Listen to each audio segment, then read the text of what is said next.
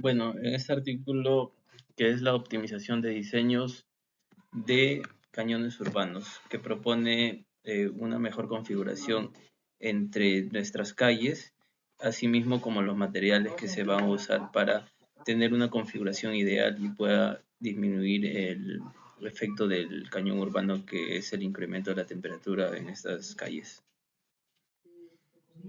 Bueno, en el contexto y el problema de este artículo nos indica que la isla de calor urbana, la temperatura suele aumentar en ciertas zonas donde hay una configuración eh, alto y ancho de las calles, el cual genera una concentración de calor.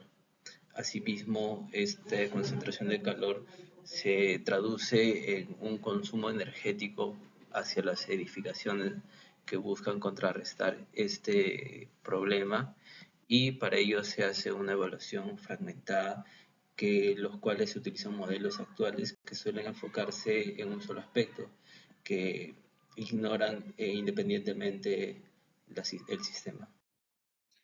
Ok, en el estado de arte de este artículo se busca la mitigación tradicional, que se enfoca básicamente en el albedo. El albedo es una relación entre la radiación reflejada y la radiación incidente. Esto básicamente se da en las calles del cañón urbano, y que dependen mucho del pavimento, así como de las fachadas y de los techos.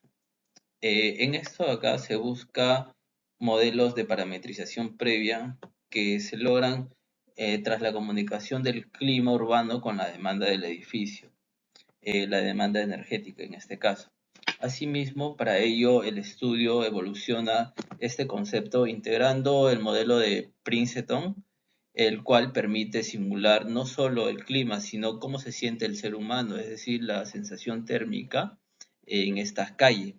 Asimismo, la gran novedad aquí es la introducción de materiales de última generación, es decir, los materiales termocrómicos, asimismo como los materiales fotoluminiscentes, que absorben la radiación y emiten como una luz fría, reduciendo el calor acumulado y por siguiente reduciendo la sensación térmica que, que estas calles eh, que en estas calles se acumulan, ¿no?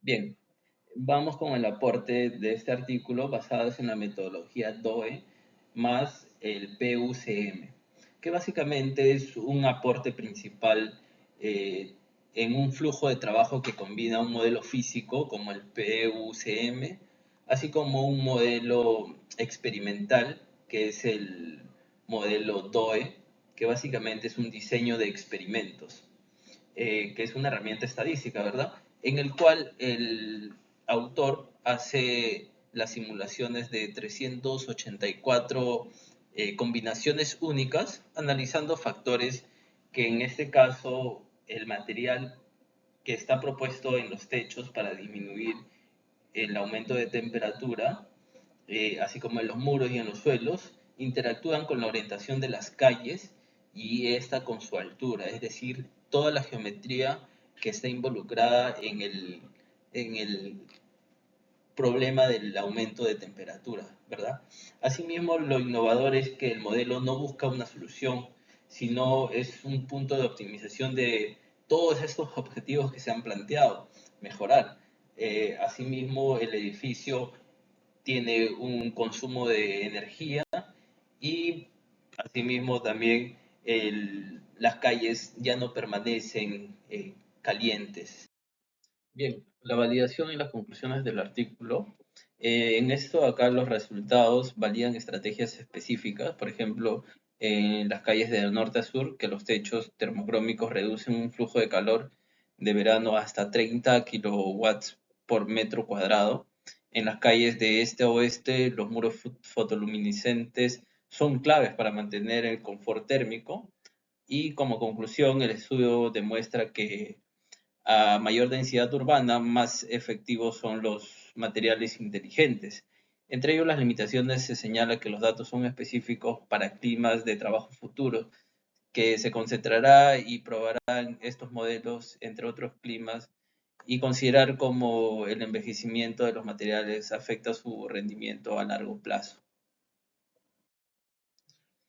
Bien, el segundo artículo, la morfología de bloques y la radiación solar.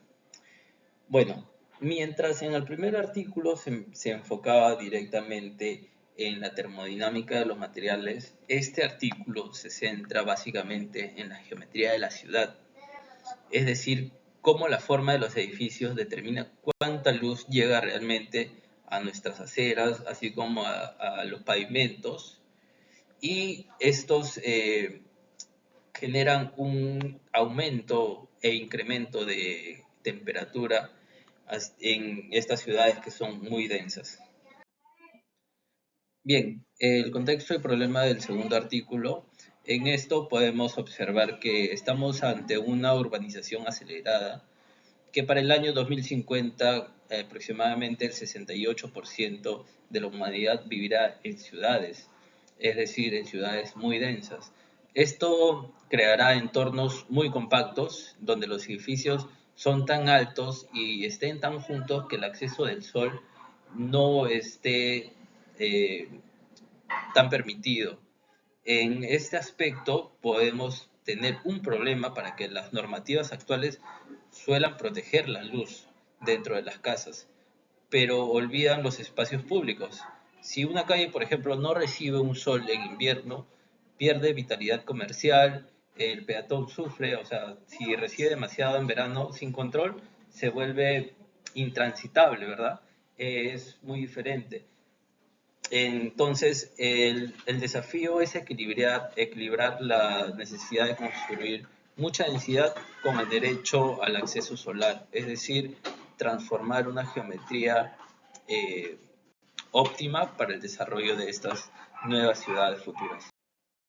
Bien, tenemos el estado del arte del segundo artículo, donde menciona marcos regulatorios que están dados en Estados Unidos, Europa y China.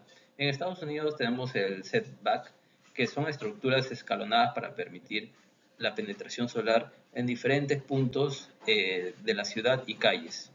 Asimismo, la relación altura-ancho, que es una restricción de estas mismas, donde tenemos que considerar una proporción adecuada para que no se provoque este incremento de temperatura por el efecto del cañón.